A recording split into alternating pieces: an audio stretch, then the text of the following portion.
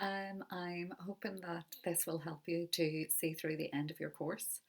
What will follow will be a series of short videos to help you with political power, CCA political power. What I'll do today is introduce some of the background to that and recap on some of the material that we've already covered in class, but also go over quickly what's expected in the exam and what's expected from the specification. And then maybe do some brief work on the concepts that we've already covered. So the political power module is the smaller of the two A2 modules for CCA, and it is made up essentially of two sections. Section A, which is factors involved in the exercise of power, and Section B, which then looks at theories of political power. The exam paper is 1.5 hours long, and you will be required to answer 5 questions in that 1.5 hours. Those questions fall into 3 questions for Section A, and there are no choices with those questions, they're compulsory. And then 2 questions for Section B, but the second of those you will have a choice because it's an essay-based question and you'll have a choice between 2 essays.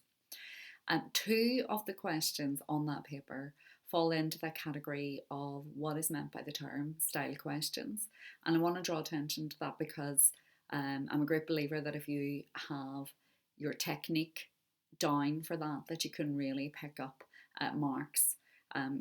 Not easily, but more successfully. So if I just again recap on what you need to do for those questions, remember where people go wrong is where they see a term like democracy or coercion or legitimacy or whatever it is, and they give a brief definition of the term and then leave it at that.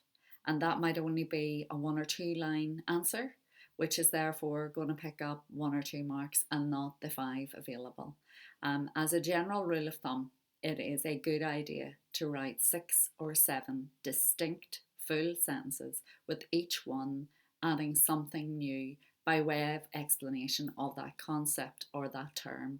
And remember to always include an example. Now, 1 example is plenty. If you swamp that response with examples, but you fail to explain the term, then you get your 1 mark for your example, but you will not get the marks. And the bulk of the marks in those questions are for the quality of explanation. So 2 questions on this paper will follow that pattern. What that means for you is that if you go through the list of concepts that you need to know and you practice what is meant by the term question for each concept until you feel happy that you can write 6 or 7 lines comfortably for each one, then you will stand a good chance of experiencing something in the exam that is comfortable for you to deal with. So having said that, the way that we have started it in class is we've started with the factors involved in the exercise of power. And again, I would say this is being divided into sort of 3 sections within itself. You've got concepts which you need to know and you need to be aware of, and which you might get a question along the lines of that, what is meant by the term. You might be asked to define them. You've then got 1 or 2 concepts that are slightly bigger than that you might get asked a slightly more detailed question about, and you need to know a bit more about them. And I'll sort of separate these out in a moment. And then you've got the really big concepts, the big topic areas in the factors involved in the exercise of power. So if I start first of all with the smaller ones, we start, certainly in class we started with what is politics. That is not necessary, but the corollary to that, which is what is power, is definitely necessary. And just an understanding of what power is, going a little bit beyond that basic understanding of power as something that is the ability to get what you want done. Maybe developing that in looking at the idea that power is always to do with resources, to do with compromise, to do with negotiation, but developing that response and taking it further. Again, the best way to brush up on that is to look at the class notes that you have, look at the guidance notes in CCEA A guide, and to use those to construct your own definition of power and to make it quite a weighty definition. Think about it. Think about, can I say more about that? But the simplest, definition is this ability to get things done or to be able to get your program enacted or what you would like to see your outcome enacted. Following on from power is a very important concept, and that is the concept of authority. Now, authority is core to understanding this. Again, the simplest explanation of authority is the right to rule. So, it's very easy to get authority and authoritarian mixed up, and one has really negative connotations and connotations of coercion and enforcement and oppression, and the other is really quite the opposite, because what we're saying with authority is that because of various means or reasons or whatever, people recognize the right of a person or a group to rule. And this makes authority an important concept for later on when you're looking at legitimacy. So we trace three sources of authority using Max Weber's typology. We looked at charismatic authority, people who gain authority through the sheer force of their personality, through the fact that people maybe regard them as the saviour of the nation or the saviour of the state, and give them that, look to them to really lead the way. This is particularly evident in crisis. We see traditional authority, and that could be in the form of a traditional monarchy, more likely to be with an absolute monarchy than with this sort of constitutional monarchy that you have in the UK.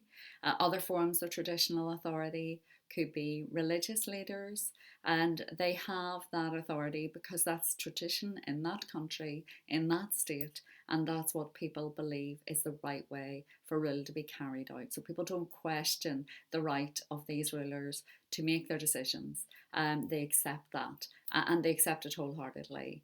And legal rational authority is really what we would say we have in the UK and in Western democracies, and that is the right to rule derived from having won an election. So different ways of gaining authority, but ultimately all authority is a recognition of the right to rule.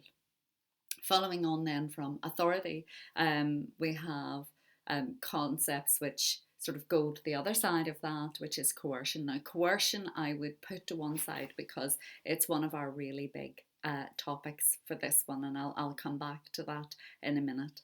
Democracy, very often, although by the time you get to this political power module and you have been studying democracies in action, essentially, with either having studied the UK USA comparative module for A2 or the Irish UK comparative module, but also in AS having looked at the political system in operation in the UK in AS2 and in Northern Ireland in AS1. So you've looked at all of these different types of democracies in action. That does not correspond to having sat down, however, and really thought about what are the features of a democracy.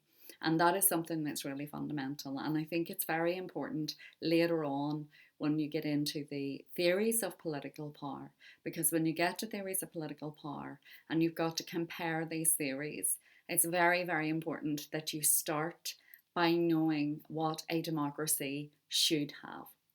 What are these features that make something a democracy? When we're thinking about what a democracy should and shouldn't have, it's very easy to centre around the idea of just elections. So if I stopped people in the street and said, what is democracy? You would get a variety of answers, I'm quite sure, but a lot of people will simply focus on elections. As political students, the students of politics A level, you need to go much broader than that and understand that really to be a democracy, there needs to be a range of features, and these all need to be quite robust. So what are we talking about? Elections are very important, but those elections must be free, fair and equal. Rigged elections certainly take us out of the realm of democracy into authoritarianism and possibly even to dictatorship. And when we look at authoritarianism, we will talk about that. What else do we need? Who can and cannot vote will also affect how robust though those elections are as a means of ensuring democracy. Other features are their civil rights. Civil rights are very much a core part of democracy, and it's a part of democracy that most people are unaware of. The ability to hold the government to account is a core part of democracy. It is an added guarantee or way of preventing tyrannical or absolute government, of preventing the government from abusing its power. And at the core of democracy is the idea of this social contract, that we agree to be governed because we understand it's better for society as a whole, but we agree within parameters that government must be beneficial to society, and that if those who are in government start to look like they're in government for themselves or just for one very narrow group in society, then that social contract starts to be challenged.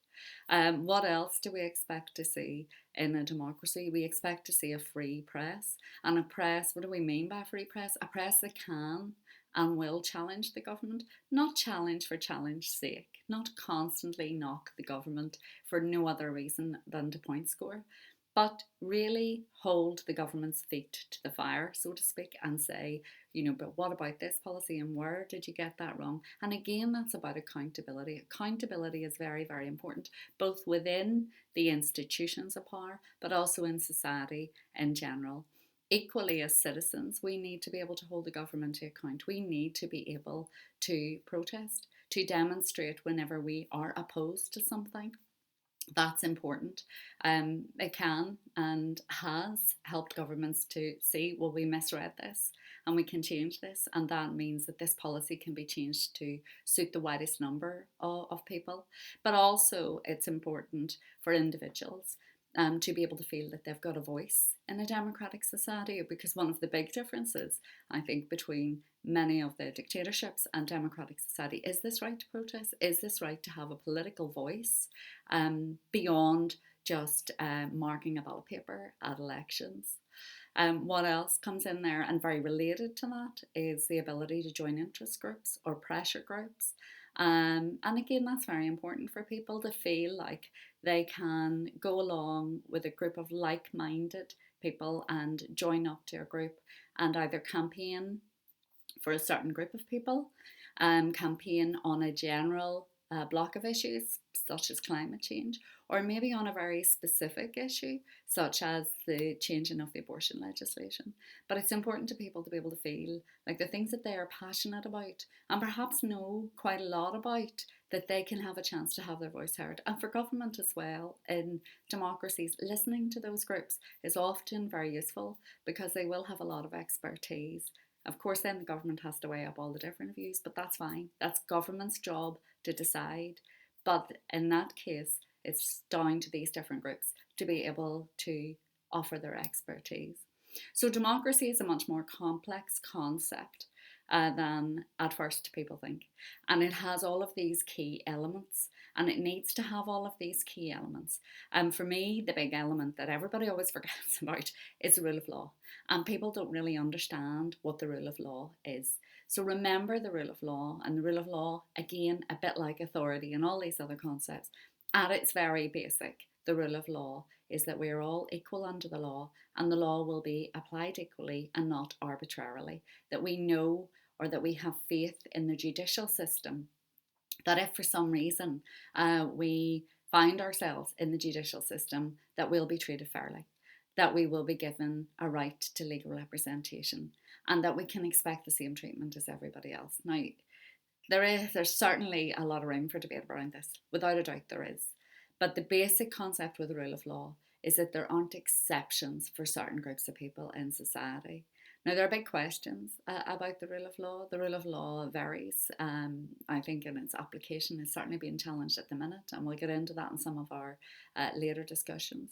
But it's very, very important to maintain the rule of law, because once you get into a situation where that starts to crumble, what you're really doing is you're creating groups of citizens who have different sets of rights and expectations and expect to be treated differently by the state than others. And that, if it goes to extreme, can start to be destabilising for the state itself, never mind unfair on the citizenry.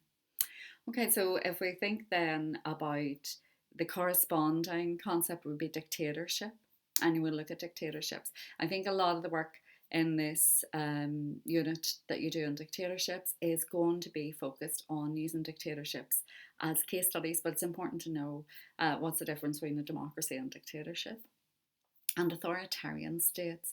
Now, authoritarianism, I would see as a slightly bigger concept in the sense that it's important to know what's the difference between an authoritarian state and a democracy and a dictatorship.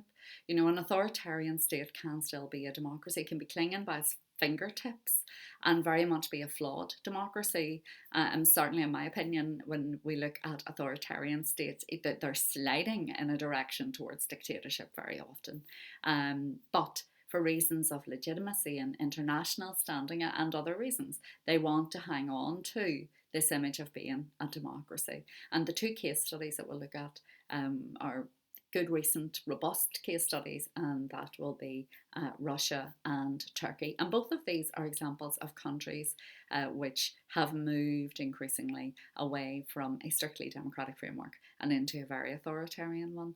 And we'll think about what that means. Now, I'm going to do a discrete lecture on authoritarianism and bring in those two case studies, so I won't say much more about that now. Sorry, I'm just looking at my checklist to make sure that I cover everything. Human and civil rights, you do need to know about human and civil rights. It comes in when you're looking at democracy, but it also comes back in later when we're looking at things that can help create legitimacy in a state, things that can undermine a state or cause a lack of stability in a state, and obviously in coercion. So I think that human and civil rights are sort of permeate throughout the whole process. Do you need to know what they are? Do you need to be able to quote the European Convention on Human Rights? No. But you need to know that having rights or not having rights can really impact on state legitimacy and stability. What else do we need to know? I suppose oligarchy, you would need to know what oligarchy was, maybe have an idea what autocracy is. That's a one or two liner, but that's where we're at. The three core concepts and the three really important ones from my point of view would be coercion, stability and legitimacy. And of course, as with many things in politics, these things are interrelated. They are not standalone concepts. And as you work through the course, you see how your understanding of one will enhance your understanding of the others. Now, the reason I would see these as the three core ones is because really these are the big, in-depth concepts that you can really look at factors that influence these things. So if we think about legitimacy, we think about what is legitimacy, what do we mean by a legitimacy crisis, what can a state do to enhance its legitimacy, how can it increase legitimacy, what happens if it loses legitimacy and how does that happen? And all of those things are very relevant. Also with legitimacy and stability in particular, these are sliding scale events. These are things that they're not static, they're dynamic, they're changing all the time, and states need to be aware of that, and then individual governments need to watch out for that too. With stability, I mean, all states want to be stable states. And we look at the factors that influence stability. And it's very important with both legitimacy and stability to not fall into that trap of thinking that only democracies are legitimate and only democracies are stable. There are plenty of examples of perfectly legitimate dictatorships and perfectly stable dictatorships. Coercion is an interesting topic because, first of all, we break that into different forms of coercion. So there's two ways of doing that. First of all, using the broad categories of what is legitimate coercion, the coercion used by the state in terms of the judicial system, the criminal justice system, all of that. Even some forms of economic coercion that have crept in under austerity measures in the UK, for example. But then, and those legitimate forms of coercion are legitimate because the people in the state broadly accept them as beneficial to society as a whole. Then illegitimate coercion is arbitrary coercion, it's torture, it's detention without trial, it's being taken by the state and held for months and months without anybody knowing who you are. It's all of those types of things. And it can go right up to, of course, disappearing people or executing people, or to go right the whole hog. So legitimate coercion and illegitimate coercion are quite different. And we then look at different types of coercion. And there's a good list, and it's nice to have that. And I think a mind map, sitting down with your e-guide and with your class notes and thinking, okay, let's put types of coercion in the middle and then just do a nice mind map and then think about where they are.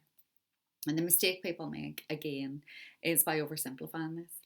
Is coercion likely to lead to state collapse? I would fall down on the line of saying ultimately, probably.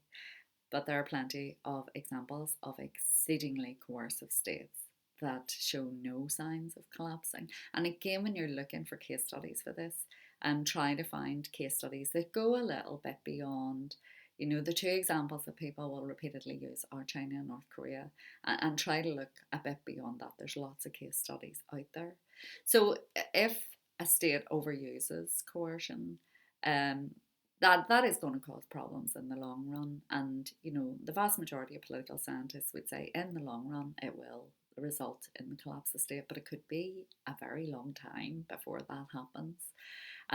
If that state is economically strong, if that coercion is targeted coercion against what is generally, as a minority group, is generally unpopular or has been demonized effectively with state propaganda campaign, then you can find that coercion doesn't undermine the state terribly. It might undermine it internationally now, and that's another question altogether about what effect does that have? Does it give the international community a reason to invade? And that has happened, and we've seen that happen. So coercion, legitimacy and stability are all very, very related. And again, with all of them, it's really looking at what factors. With coercion, it's more to do with, will it inevitably lead to state collapse, and, how can states use it effectively but then not overuse it, and what are the different types. With legitimacy, it's about factors that help a state to create legitimacy, and then what happens if they're not there. And actually, the other thing about that is that there's a sort of a block of those factors, which are very much your democratic features. These democratic features, having free elections, having universal suffrage, having human rights, having the rule of law, having an independent judiciary, having an independent free press. All of those things are very important in creating legitimacy. But arguably, other scholars would say, well, the most important thing in creating legitimacy is having a strong economy. And if you've got a great economy, and most citizens feel generally looked after in the state, regardless of all those other things, that can be enough to create legitimacy. So this has been a really quick run-through introduction. I plan to upload, as I sort of get used to doing this, I plan to upload little lectures about 20-25 minutes long that you can put on and use to support your learning. And I'll start fairly quickly this week and upload one on authoritarianism, because I feel like that is a topic that really does need a little bit of explanation before we get into doing a good overview of legitimacy, stability, and coercion. Okay, happy learning.